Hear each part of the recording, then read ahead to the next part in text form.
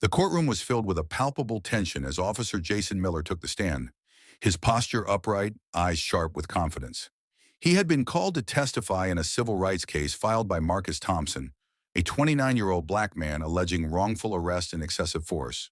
For Miller, today was an opportunity to defend not just himself, but the reputation of the police department. The prosecution had presented Marcus's claims as exaggerated, and Miller's testimony was expected to reinforce the narrative of justified police action.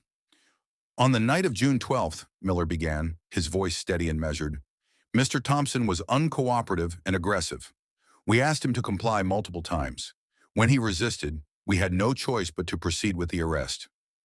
Miller described the events with confident certainty, detailing how Marcus allegedly became confrontational and refused orders. His testimony painted Marcus as volatile and difficult, supporting the police department's position. Marcus sat quietly, his face calm, but his mind racing. He knew the truth was far from what Miller was claiming.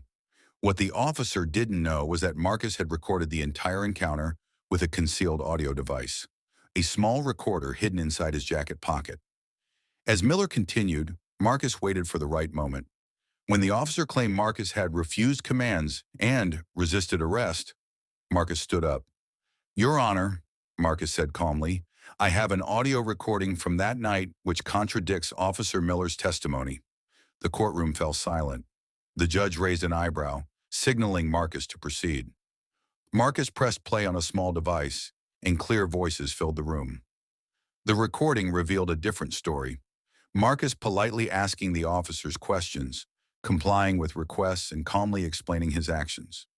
The officers' voices, including Miller's, could be heard raising their tones, issuing unclear commands, and rushing to escalate the situation unnecessarily. The audio captured Miller's words, "If you don't cooperate, we'll take you down," immediately followed by Marcus's measured response, "I'm trying to understand what I'm being asked to do." The stark contrast between Miller's testimony and the recording was undeniable. Murmurs rippled through the courtroom. The judge leaned forward, eyes fixed on the speaker. "Officer Miller," the judge said, voice firm, "how do you explain this recording?" Miller hesitated, then faltered. I was giving my account based on memory and the stress of the situation," he admitted reluctantly. Marcus's attorney stood, reinforcing the importance of the recording as evidence of misconduct and the violation of civil rights. Throughout the remainder of the trial, the audio recording became a critical piece of evidence, casting doubt on the police department's narrative. Witnesses who had been hesitant before now testified with greater courage, and the department's accountability was called into question. In the end, the court ruled in favor of Marcus, recognizing the wrongful arrest and ordering reforms in police training and conduct. Marcus's quiet preparation and the hidden recording had shifted the balance of justice, exposing truth where it was being concealed. After the verdict, Marcus said, "Sometimes, the only way to get justice is to record your story when others won't listen. Truth has a voice, even when it's hidden."